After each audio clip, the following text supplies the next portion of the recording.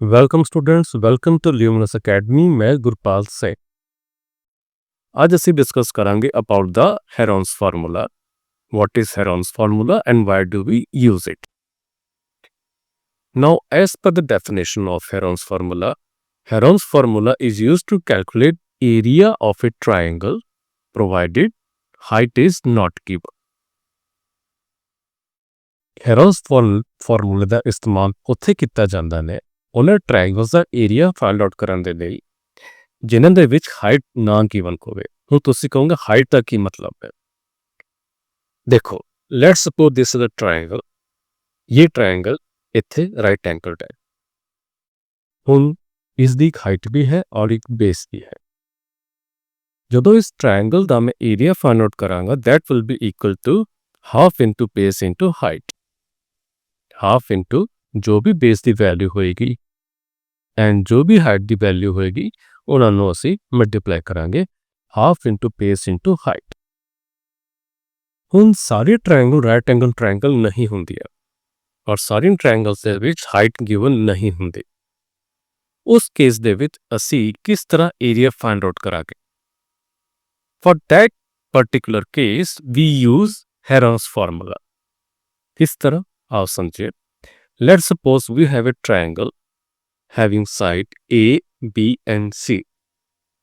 एक triangle given है, right angle नहीं है, हाइट गिवन नहीं है, बट तीनों साइड्स गिवन ने। ठीक है, हम इसका एरिया किस तरह फाइंड आउट करते हैं? ਇਹਦੇ ਲਈ ਇੱਕ ਫਾਰਮੂਲਾ ਹੈਗਾ, area of a triangle will be equal to square root S minus A S minus B and S minus C. ਹੁਣ ਤੁਸੀਂ ਕਹੋਗੇ ਐਸ ਏ ਬੀ ਔਰ ਸੀ ਕੀ ਹੈ? ਹੁਣ ਦੇਖੋ, ਏ ਬੀ ਐਂਡ ਸੀ ਤਾਂ ਸਾਡੀ ਸਾਈਡਸ ਗਿਵਨ ਨੇ ਜੋ ਕਿ ਗਿਵਨ ਵੈਲਿਊਜ਼ ਨੇ। ਠੀਕ ਹੈ, what is S? S find out ਕਰਨ ਦੇ ਲਈ ਅਸੀਂ ਫਾਰਮੂਲਾ ਇਸਤੇਮਾਲ ਕਰਦੇ ਹਾਂ। S is equal to a plus b plus c divided by 2। It means ਤਿੰਨੋਂ ਸਾਈਡਸ ਨੂੰ ਜੋ ਵੀ ਡਾਇਮੈਂਸ਼ਨ ਸਾਨੂੰ ਗਿਵਨ ਹੋਏਗੀ ਤਿੰਨਾਂ ਨੂੰ ਐਡ ਕਰਾਂਗਾ, ਐਡ ਕਰਕੇ ਮੈਂ 2 ਦੇ ਨਾਲ ਡਿਵਾਈਡ ਕਰਾਂਗਾ। that will be value of s। ਉਸ s ਦੀ ਵੈਲਿਊ ਨੂੰ ਮੈਂ ਇਸ ਫਾਰਮੂਲੇ ਦੇ ਅੰਦਰ ਰਿਪਲੇਸ ਕਰਾਂਗਾ and I get the area of a triangle। ਬਹੁਤ ਆਸਾਨ ਹੈ। ਕਿਸ ਤਰ੍ਹਾਂ? ਇੱਕ ਐਗਜ਼ਾਮਪਲ ਲੈ ਕੇ ਚੱਲਦੇ ਹਾਂ। Let's suppose we have to find the area of a triangle having dimension 3, 4 and 5 centimeter, the simplest dimension ever we have। ठीक है, ਹੁਣ एक triangle बनाए। triangle ਦੇ 3 sides ने 3 centimeter, 4 centimeter and 5 centimeter। ठीक है, height given नहीं है, केवल 3 sides given ने। ਹੁਣ ਇਹਦੇ ਵਿੱਚ area ਕਿਸ ਤਰ੍ਹਾਂ find out ਕਰਾਂਗੇ? with the help of Heron's formula।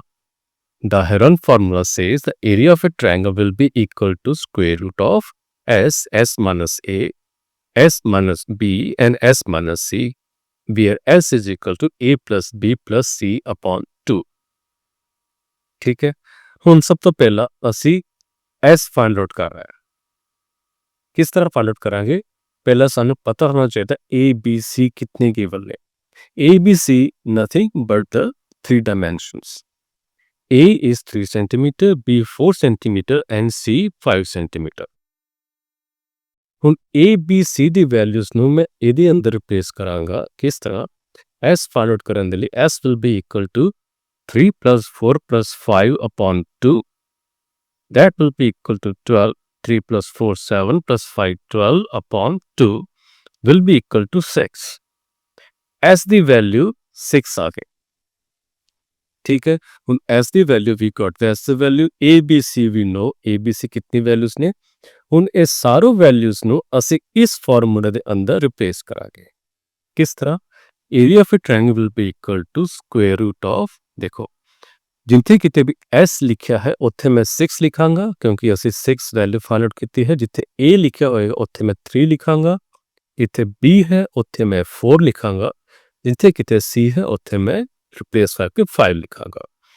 तो 6 bracket 6 minus 3 s minus a s minus b s minus c और सब दा स्क्वायर रूट।